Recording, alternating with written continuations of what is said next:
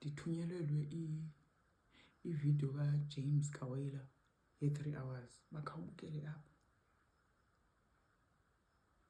Ndibukele ke.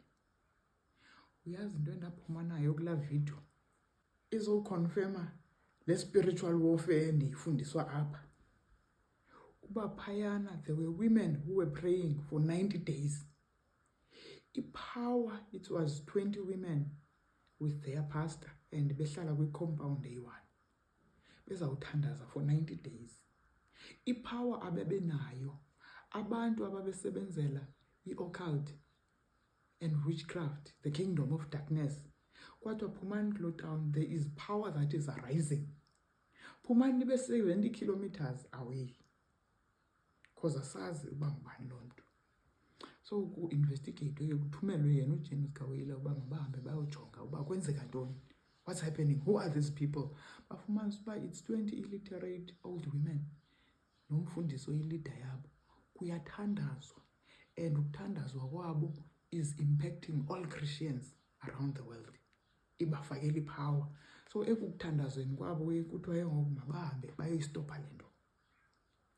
Because it will take them back 50 years, the kingdom of darkness, if bazayigqiba le 90 days abantu.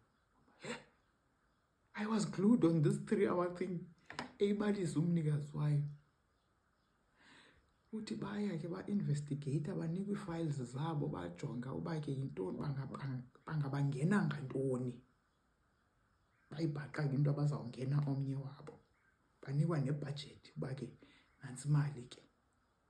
Babe sebeshiyeke ne-2 or 3 days angisakhumbuli. Bafika sebezonikela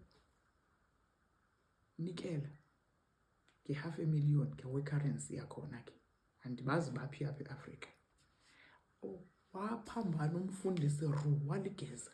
Bamthengela indlu nemoto. Ayike bamkhupha kwalapha kwi-compound wayohlala kwisabhabhu. Yayi-affecta loo nto igroup.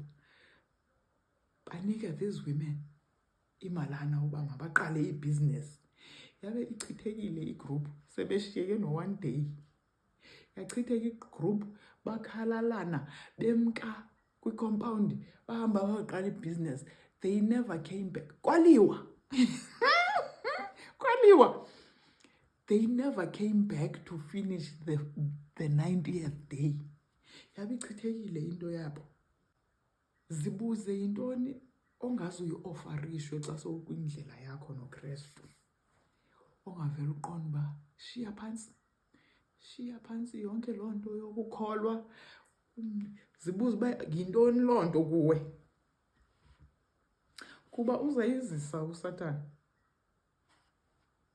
Yibuze uba yintoni loo nto anothi xa ekuofarisha yona ungavela ushiye lo Yesu apho. Yiyo le nto ukukholwa nokulandela uKristu. Ewe, it's not a one size fits all. Gaske uyenze urelaxile. Uyenze so ufikile kule level.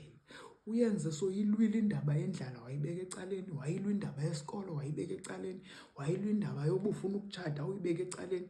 Ungezukroka. But ku-impossible uba abantu bazawuza bengakroki kuba ngoku funeka kwenziwe laa groundwork yelaa xesha uhlupheka. Funeka kwenziwe laa intro kukhiwe i-foundation so that uhambe uzifumane ezi zinto uphinde ubuyele kuzo. Hlala uzibuza uba yintoni ongazuyi-ofarishwe by the world, by the structures and the systems of the world. Ikhona enye ividiyo endiye ndathi emveni koba ndibukele i-expose, la 5-hour expose ka-Alton Childs echaza icala likaLucifer thoroughly. Ndathi ndiyeke naloo Powerball. Yekena ndiyifuna uBetway zonke ezaa nto. Imali ndiyibona differently. Now that iMatrix iyibona uba yenza kanjani, baharvesta kanjani abantu ukuba babe kwicala labo. Khawuzibuza uba yintoni wena engakwenza uthi swi ubungayi-ofarishwa. Kuthiwa nathi silver platter. Hayi ke guys, nali lami izulu ndilifumene ngoku.